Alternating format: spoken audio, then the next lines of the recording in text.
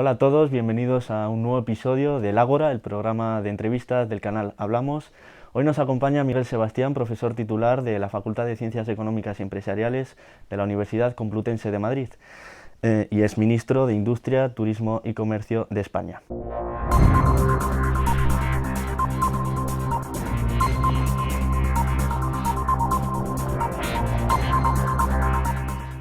Miguel, bienvenido, muchas gracias por estar con nosotros. Muchas gracias a ustedes por la invitación.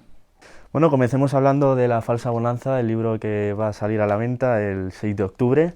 La presentación es el mismo día, 6 de octubre, a las 7 de la tarde en la sala Bertelsmann, en la calle O'Donnell, número 10, para todos aquellos que quieran asistir.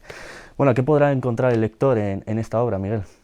Pues es un relato del periodo 98-2008, es decir, no es un libro sobre la crisis, sino que es un libro sobre lo que se ha llamado el milagro económico español, es decir, el periodo de bonanza que hubo desde el 98 al 2008 y donde se acumularon una serie de desequilibrios y de excesos brutales que estamos pagando ahora con la crisis, ¿no? Por eso se llama la falsa bonanza, porque lo que nosotros creíamos que era un periodo de bonanza realmente era la simiente, el origen de un periodo de crisis brutal que estamos viviendo. Es un libro crítico y autocrítico. Y lo que pretende es, bueno, primero analizar qué es lo que falló y segundo, evitar que se repita. Es decir, aprender de la lección.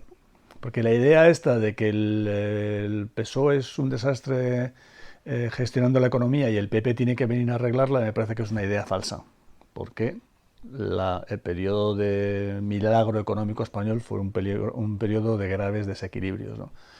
Y por eso ahora corremos el riesgo de repetir un poco algo parecido, ¿no? De que venga una recuperación económica que va a venir y que no abordemos los problemas estructurales que tenemos, ¿no? A la hora de consultar a los expertos sobre la situación actual de España, existe divisiones de opinión, ¿no? Mientras uno destaca la recuperación que se aprecia en las tasas de crecimiento del PIB y del descenso del paro, otros alertan sobre ciertas amenazas y desequilibrios en forma de desigualdad y pobreza, ¿no? Para usted, ¿en qué punto estamos y hacia dónde vamos? Bueno, es que ambas cosas son compatibles, es decir, puede haber una recuperación de la economía sin mejora de la distribución, ¿no? de la distribución de la renta y sin reducción de la pobreza, ¿no?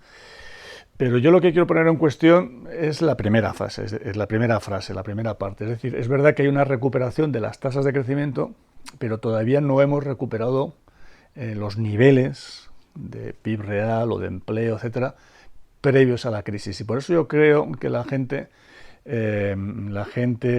no se cree lo de la recuperación, porque la gente no vive de las tasas de crecimiento, vive de los niveles, del nivel de renta, del nivel de empleo, etcétera. Yo les he hecho un gráfico que muestra claramente lo que quiero decir.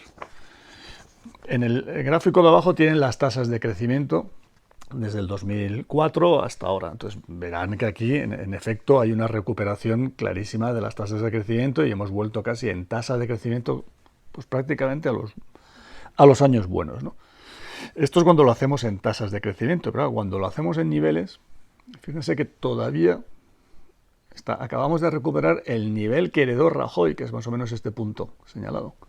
Y estamos todavía un 4% por debajo en niveles de la renta del PIB que había en el año 2008, que fue el año segundo trimestre, cuando empezó la crisis. ¿Qué quiero decir con esto? Que incluso si la economía creciera un 3%, que es relativamente optimista, tendríamos todavía que esperar un año y medio más para el PIB, la renta que había en el año 2008. Y entonces es cuando podremos decir que la crisis ha terminado y que la economía se ha recuperado, ¿no? A medida que se acercan las próximas elecciones generales, escuchamos a Mariano Rajoy defender con cada vez más insistencia la labor de su gobierno durante esta legislatura, haciendo especial hincapié en su política económica. ¿Cuáles cree que han sido los aciertos y los errores de este gobierno en la gestión de la economía? Bueno, es evidente que la economía se ha recuperado, pero creo que también es bastante evidente que se ha recuperado fundamentalmente por factores externos, es decir, la depreciación del tipo del cambio del euro, el abaratamiento del petróleo y las materias primas, y una política monetaria muy distinta por parte del Banco Central Europeo, que ha hecho bajar los costes de financiación no solamente al sector público, sino también al sector privado, ¿no? Esos factores externos no tienen nada que ver con Rajoy, ¿no? Para decir algo positivo de lo que se ha hecho, hombre, yo creo que Rajoy ha abordado algunas reformas, lo que pasa es que para mi gusto muy poco satisfactoriamente, ¿no? La reforma financiera fue impuesta desde fuera, se hizo tarde y irregular, la reforma laboral yo creo que tiene una parte buena, pero es claramente mejorable, porque la prueba es que sigue habiendo dualidad en el mercado de trabajo. Y en el resto de las reformas pues están todavía pendientes. Se ha abordado el déficit tarifario, que yo creo que eso es positivo, aunque no me gusta la forma en la que se ha abordado. Entonces yo creo que se han abordado los problemas, pero yo creo que en una forma poco satisfactoria. Y luego otros problemas pues siguen completamente, digamos, por abordar, ¿no?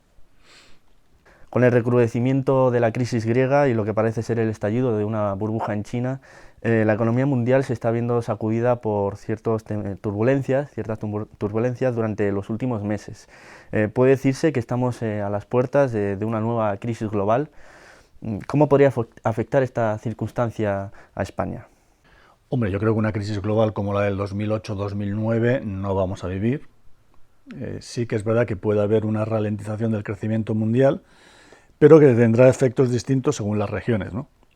Claramente Asia va a sufrir, y América Latina también, por la caída del precio de las materias primas, ¿no?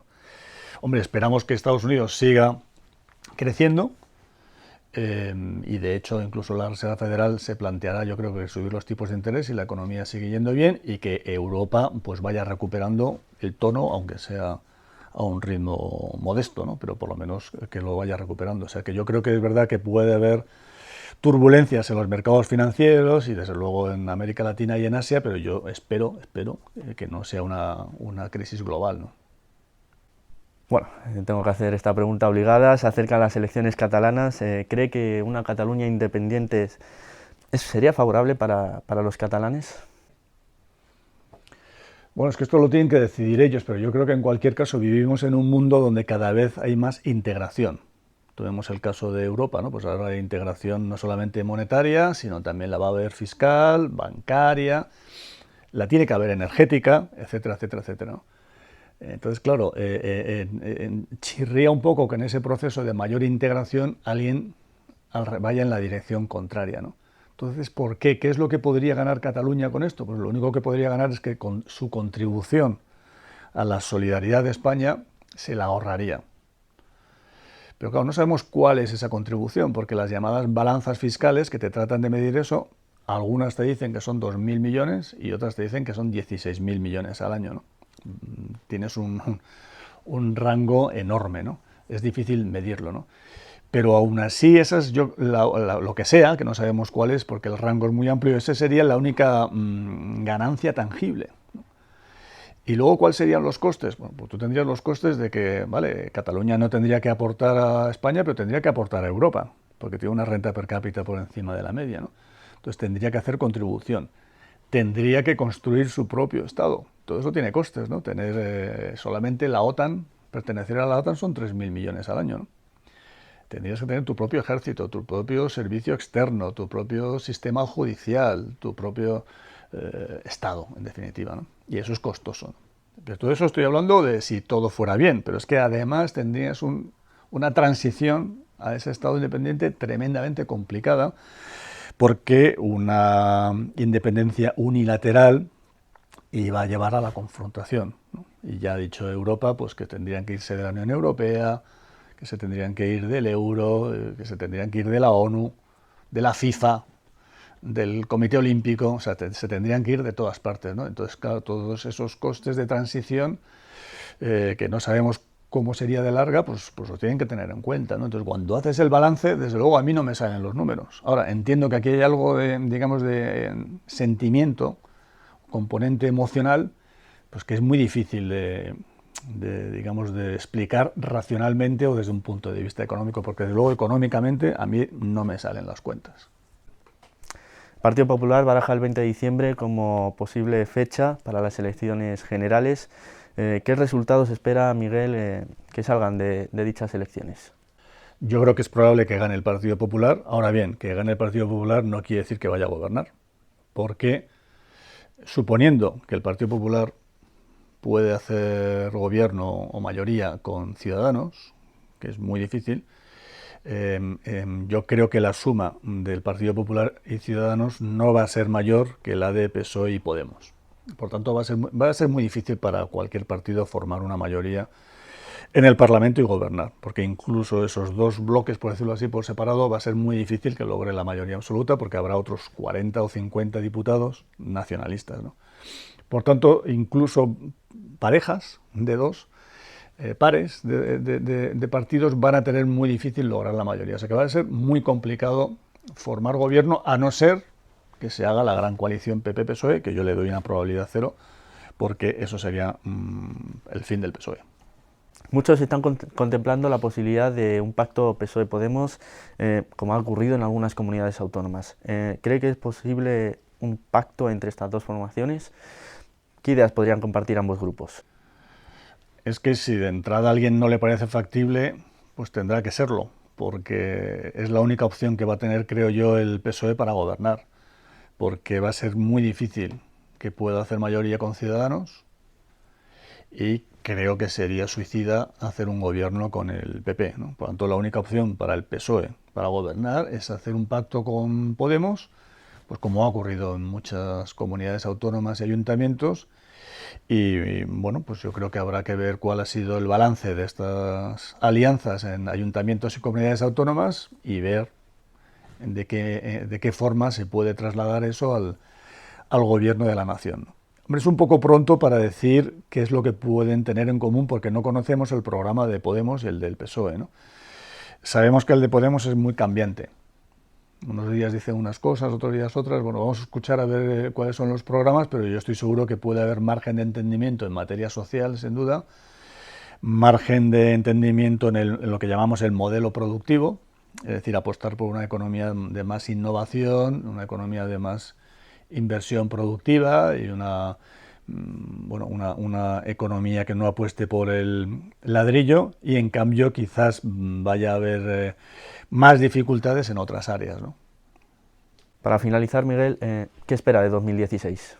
Bueno, pues intento ser optimista. Yo espero que no sea un año especialmente complicado desde el punto de vista económico global, es decir, que no haya una gran crisis global, pero en España tenemos desde luego una situación complicada política, muy complicada de gestionar.